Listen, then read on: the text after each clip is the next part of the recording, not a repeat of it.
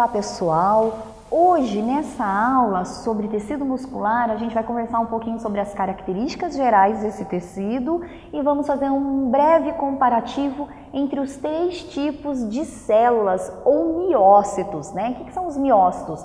É uma nomenclatura para as células do tecido muscular. O nosso corpo ele apresenta mais de 650 tipos de músculos, mas existem coisas que são, características que são peculiares de cada um desses tecidos e coisas que são gerais para todos eles. Muito bem, existem então três tipos de miócitos: o estriado esquelético, um exemplo, nossa musculatura do bíceps, né? O estriado cardíaco, o nome já está falando, só acontece no coração, e o liso, então, que é um tipo de célula que vai ser desprovido de qualquer tipo de fibra.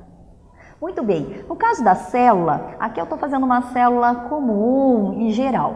A gente tem estruturas diferenciadas na nomenclatura no nome da célula. Então veja, eu não vou chamar de membrana plasmática essa célula, eu chamo de sarcolema. Sarcolema, então, é a estrutura, a denominação para membrana plasmática. Eu não tenho nessa célula um citoplasma, eu tenho o equivalente a um sarcoplasma. E eu não tenho a nomenclatura de mitocôndria, mas eu tenho uma nomenclatura de sarcosoma. Então isso acontece por quê? Porque essa é uma célula tão especial, a quantidade de mitocôndrias nela é tão grande, porque é um tipo de tecido que vai despender muito oxigênio para que ele possa realizar todos os processos bioquímicos de contração e de relaxamento. Então, para esse tipo de célula, acaba ganhando então toda uma nomenclatura específica para ela, já que ela vai ter todo um processo bioquímico diferente das outras células comuns do corpo. Então, agora nós vamos ver os três tipos de células e os tecidos em específico. O tipo dessas células, geralmente o estriado esquelético, ele apresenta uma célula cilíndrica.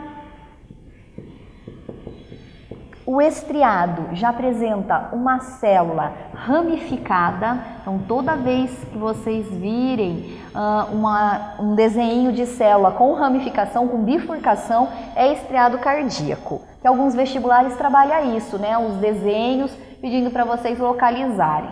E o liso, geralmente ele não tem nenhuma estria e ele tem um formato fusiforme, como se fosse uma folhinha. As miofibrilas, no caso do estriado esquelético, elas são presentes. No caso do estriado cardíaco também é presente e no liso ela é ausente, não existe nenhum tipo de estria nesse tipo de tecido.